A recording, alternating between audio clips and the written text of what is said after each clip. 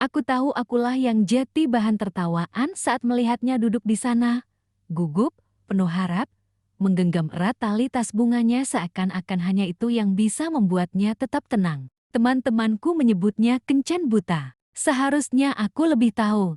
Senyum mereka, dorongan mereka, kemurahan hati mereka yang tiba-tiba, semuanya terlambat terkumpul. Tetap saja, aku berjalan ke arahnya. Meski begitu, saya tetap ikut bermain. Tetap saja, saya tetap duduk. Karena bahkan saat itu, sebelum mereka menyadarinya, aku sudah memutuskan aku tak akan jadi bahan tertawaan malam ini. Ia tersenyum seolah sudah berlatih di depan cermin, lembut, hati-hati, bersyukur ada yang datang. Dan ketika aku berdiri di tengah makan malam, berpura-pura menerima telepon, berpura-pura kesal, berpura-pura pergi, teman-temanku memperhatikan dari meja pojok, siap tertawa.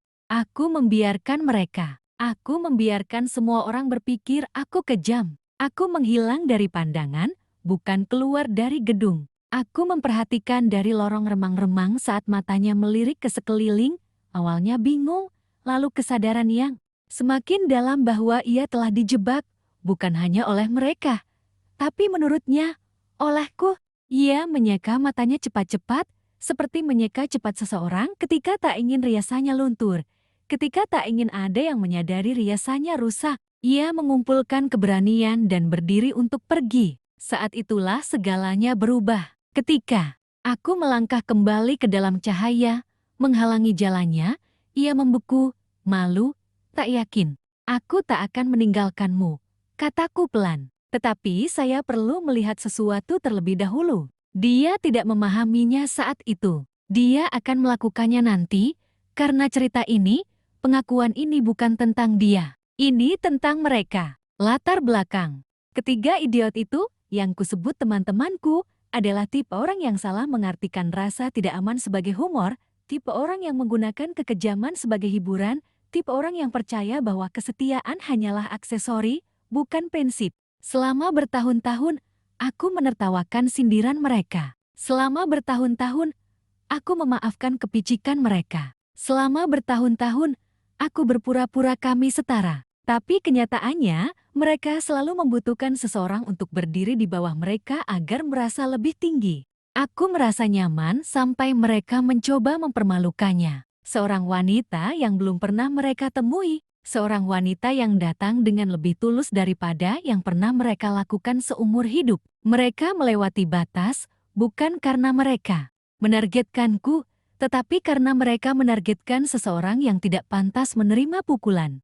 Dan saat itulah pengkhianatan itu berhenti menyakitkan. Itu mulai membentuk sebuah rencana. Ide kencan itu tidak spontan. Aku tak sengaja mendengar mereka tertawa awal minggu itu. Ada sesuatu tentang memperhatikan wajahnya ketika melihat ukuran tubuhnya, tentang merekam reaksinya, tentang akhirnya menempatkannya pada tempatnya.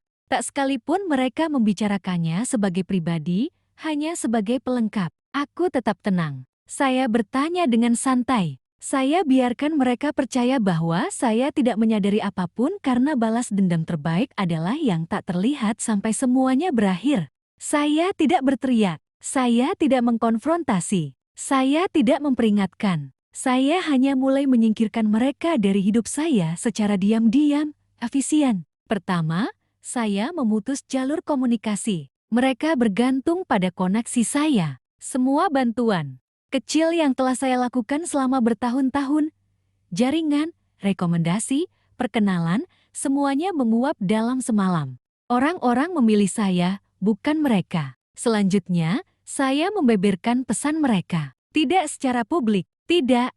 Saya bukan anak kecil. Saya mengirim tangkapan layar ke tempat yang tepat. Manajer mereka, rekan kerja mereka. Tidak ada komentar, tidak ada sandiwara, hanya bukti siapa mereka sebenarnya di balik layar. Lalu saya pergi, menghapus mereka, memblokir mereka, menghapusnya. Tapi itu belum cukup, belum. Mereka masih perlu mengerti alasannya. Saya mengundang mereka ke kafe di seberang restoran seminggu kemudian. Tempat yang sama, waktu yang sama, kursi yang sama.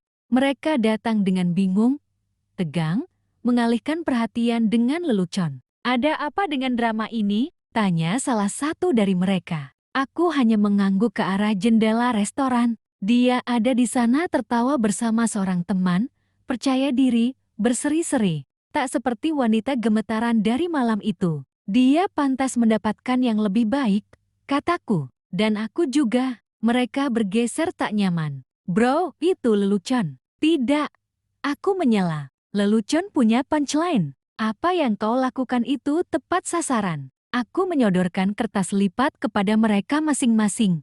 Pesan mereka sendiri, pesan yang sudah disampaikan kepada orang-orang yang paling berarti dalam hidup mereka. Kau tidak hanya kehilangan aku, kataku, kau kehilangan semua orang yang pernah percaya pada topangmu. Melihat wajah mereka retak, penyangkalan, kesadaran, ketakutan tidak memuaskan dengan cara balas dendam yang keras dan berapi-api digambarkan dalam film. Itu tenang, bersih, perlu. Salah satu berbisik, kau menghancurkan kami. Aku bertemu matanya. Tidak, kataku, kau menghancurkan dirimu sendiri. Aku berhenti melindungimu. Saat aku keluar, dia kebetulan melihatku melalui kaca. Dia melambaikan tangan, sebuah gestur kecil dan tulus yang sama sekali tidak menunjukkan rasa sakit yang mereka coba timpakan padanya. Aku balas melambai. Saat itu, dunia terasa selaras, seimbang, dan terkoreksi. Mereka belajar dari pengalaman. Dia menemukan kekuatannya dan aku menemukan kekuatanku. Tidak semua balas dendam itu keras. Sebagian adalah kebenaran yang sederhana. Aku tidak akan menjadi bahan tertawaan dalam cerita orang lain, tetapi aku akan mengakhiri cerita mereka ketika mereka mencoba menjadi penjahat dalam ceritaku.